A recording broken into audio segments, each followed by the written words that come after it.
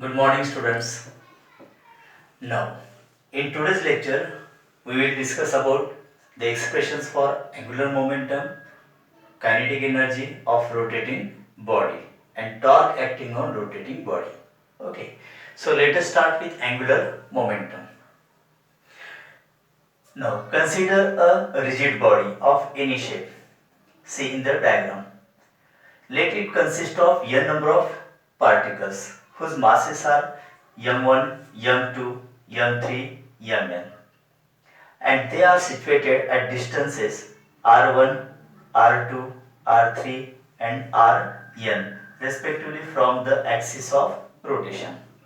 Let this rigid body is rotating in anticlockwise direction as shown in figure with constant angular speed omega. This is the axis of rotation. Now, if we find out angular momentum of each particle and then take summation, then we will get the total angular momentum of rotating rigid body. For this, see, linear momentum of particle m1, यहाँ पर particle m1 है, इसका पहले हम angular momentum निकालते हैं, ठीक है? तो पहले linear momentum क्या होगा?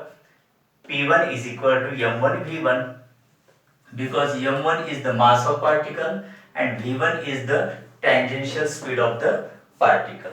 ठीक है? We know that as in the last lecture we have discussed, in rotational motion all particles possess same angular speed but different linear speed. Okay. So again we know that the relation between linear speed and angular speed. See here, v1 is equal to r1 omega. Put this value of v1 in this equation, we get p1 is equal to m1 r1 omega. This is linear momentum of first particle whose mass is m1. Now, angular momentum of this particle is given by, there is relation, angular momentum is equal to linear momentum into moment arm. So linear momentum की value क्या होगी? m1 r1 omega, यहाँ पर लिखिए, into this r1, right? Now L1 is equal to m1 r1 into r1, that becomes r1 square into omega. So this is the angular momentum of particle m1 which is rotating about this axis of rotation. Okay. Now this equation we can apply directly for the second particle, third particle and nth particle C. Similarly, L2 is equal to m2 r2 square omega, third particle के लिए angular momentum होगा m3 r3 square omega. Similarly up to nth particle mn rn square omega. हमने यहाँ पर क्या किया है कि हर एक पार्टिकल का एंगुलर मोमेंटम निकाला है. नाउ अगर हमें total angular momentum of rotating body निकालनी है तो हमें क्या करना होगा? Addition of all angular momentums of individual particles, right? So यहाँ पर देखिए आप, total angular momentum of rotating body is given by L is equal to L1 plus L2 plus dash dash dash dash up to Ln. L is equal to L1 की value है यहाँ पर m1 r1 square omega, L2 की value m2 r2 square omega plus dash dash up to last particle के लिए mn rn square omega. Okay, अब यहाँ पर ओमेगा हम कॉमन निकाल सकते हैं, जैसे ब्रैकेट के बाहर निकाला है, और ब्रैकेट में क्या रहेगा? m1 r1 square plus m2 r2 square plus up to mn rn square. Now this is the addition. Okay, so we can write as in the form of summation here. Summation mi ri square, where I is equal to 1 to n into omega, and this is, we know that, what is this? Moment of inertia. Okay, so replace this summation by capital I, which is moment of inertia. So moment of inertia के लिए formula, मतलब angular momentum का formula ये हो गया यहाँ पर, L is equal to I omega, right? अब यहाँ पर moment of inertia I, omega इसको हम 2 पाई n ऐसा लिख सकते हैं. Why? Because n is frequency in the form of frequency. It is also written as I into 2 pi upon t. This is in the form of periodic time, because every particle performs circular motion in the same time. इसका मतलब हर एक particle का periodic time कैसा होगा, same होगा। अगर वो पता है हमें तो ये फार्मूला हम यूज कर सकते हैं, अगर फ्रीक्वेंसी पता है तो ये फार्मूला यूज करना है, या फिर एंगुलर स्पीड दी है तो ये फार्मूला यूज करना है। This is all about angular momentum, right. अब kinetic energy of rotating rigid body, यहां पर भी क्या करना है बच्चों, हर एक पार्टिकल की काइनेटिक एनर्जी पहले निकालनी है और उसकी फिर एडिशन करनी है। That gives total kinetic energy of rotating rigid body. Technique यही है यहाँ पर। Okay, let us see. Now first, kinetic energy of particle m1 is given by, हमें पता है काइनेटिक एनर्जी का फार्मूला हाफ mv स्क्वायर। तो m1 पार्टिकल के लिए फार्मूला क्या होगा, E1 is equal to half m1 v1 square. फिर से वही v1 is equal to r1 omega, put this value in this equation, we get half m1 r1 omega bracket का square, half m1 r1 square omega square. This is kinetic energy of particle m1. Okay. Similarly, अब second particle की kinetic energy क्या होगी, इसी फॉर्मूले को हम apply करते हैं, half m2 r2 square omega square। Third particle के लिए half m3 r3 square omega square. Similarly nth particle के लिए half mn rn square omega square. अब इन सब पार्टिकल की काइनेटिक एनर्जी ऐड कर देंगे हम, तो we will get total kinetic energy of rotating body. Okay, so E is equal to E1 plus E2 plus dash dash up to En। यहाँ पर उनके एक्सप्रेशंस लिखे हैं, इसमें हम ओमेगा स्क्वायर कॉमन निकाल सकते हैं जो यहाँ पर ब्रैकेट के बाहर लिखा है, राइट। हाफ भी कॉमन निकाल सकते हैं। Now in bracket summation of m1 r1 square plus m2 r2 square plus mn rn square, that is written in the form of summation mi ri square where I is equal to 1 to n। We know that this bracket stand for moment of inertia। ये moment of inertia की definition है।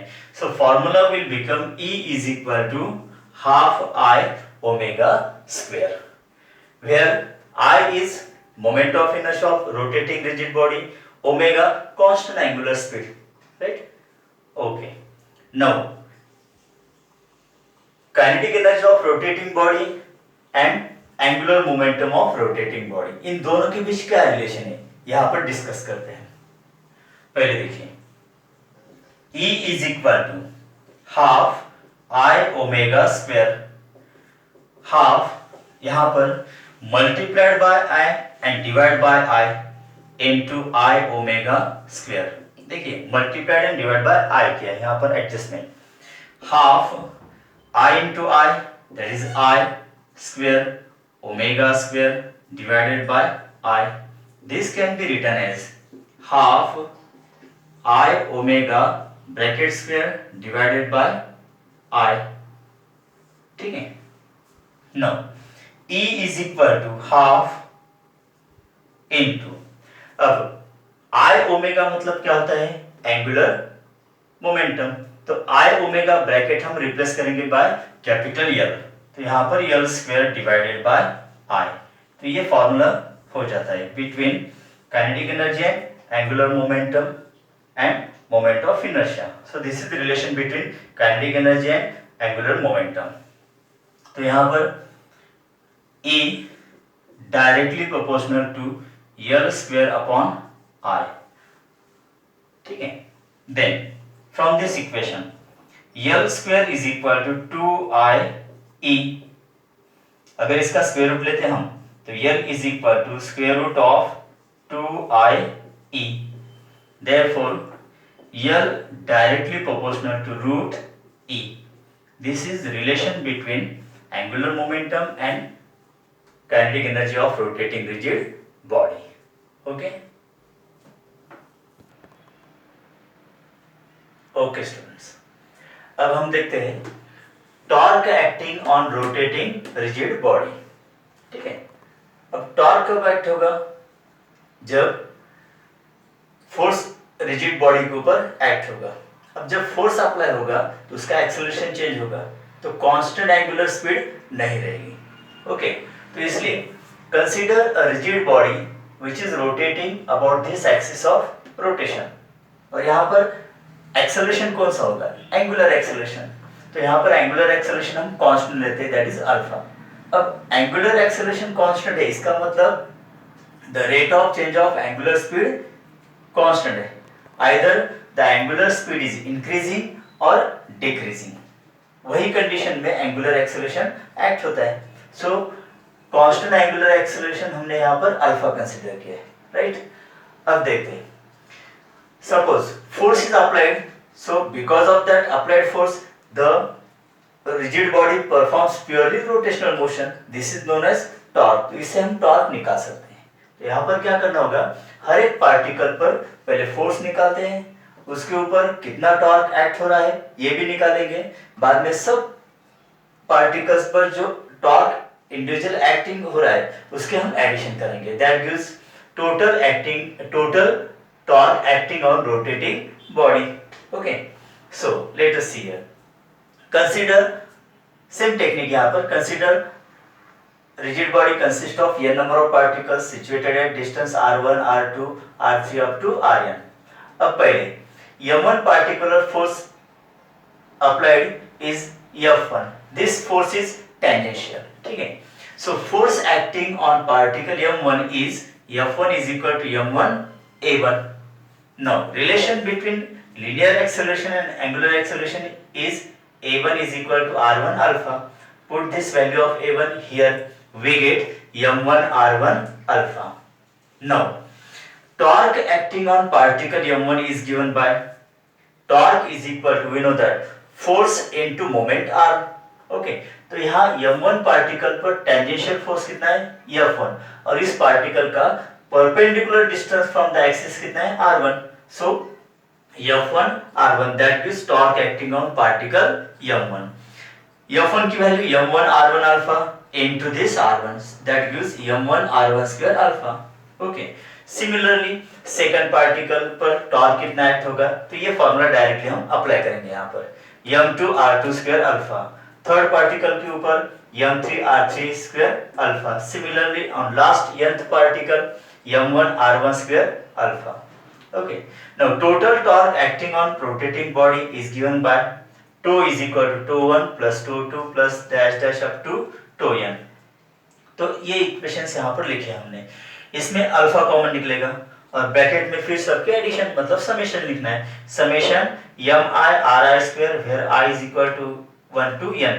now this summation stands for moment of inertia, so formula क्या होगा फिर, tau is equal to I alpha, this is the required formula। okay, now what is alpha? Angular acceleration, we know that this is the rate of change of angular speed। okay, so alpha can be written as omega 2 minus omega 1 upon t। so what is omega 1 omega 2? omega 1 is initial angular speed, omega 2 is final angular speed। okay, अगर angular speed increasing है तो इसका difference positive आएगा, अगर angular speed decreasing है तो इसका difference negative आएगा। Similarly we know that omega is equal to 2 pi n, इसको हम रिप्लेस करते हैं यहाँ पर, omega 2 can be written as 2 pi n2 minus omega 1 2 pi n1, यहाँ से भी 2 pi कॉमन निकलता है, so formula will be I is equal to 2 pi in bracket n2 minus n1 divided by t। तो तीन तरह के कंडीशंस आ सकते हैं, डायरेक्टली अल्फा अगर दिया है तो ये फॉर्मूला यूज करना है, two is equal to I alpha, initial angular speed final angular speed omega 2 omega 1 दिया है तो ये फॉर्मूला यूज करना है, या फिर रोटेशनल फ्रीक्वेंसी मतलब n2 n1 की वैल्यू दी है तो ये फॉर्मूला यूज करना है। ठीक है, और एक यहाँ पर इंपॉर्टेंट पॉइंट हम डिस्कस करते हैं, जैसे कि kinematical equations in rotational motion. हमें पता है यहाँ पर in translational motion v is equal to u plus at, s is equal to ut plus half at square, v square is equal to u square plus 2s। अब इसके notation सबको पता है, u initial speed right, v final speed, a acceleration time t, s displacement right। वैसे अब यहाँ पर rigid body rotate होती है तो यहाँ पर इनिशियल रोटेशनल स्पीड मतलब एंगुलर स्पीड हम ओमेगा 1 कंसीडर करेंगे, final omega 2। Okay, angular acceleration alpha. Then kinematical equations यहाँ पर क्या तैयार होंगे, इससे कंपैरेटिवली हम इजीली लिख सकते हैं। Okay, final angular speed omega 2 is equal to initial angular speed omega 1 plus linear acceleration की जगह पर क्या लिखना है, angular acceleration, so alpha into t, so this is first kinematical equation in rotational motion।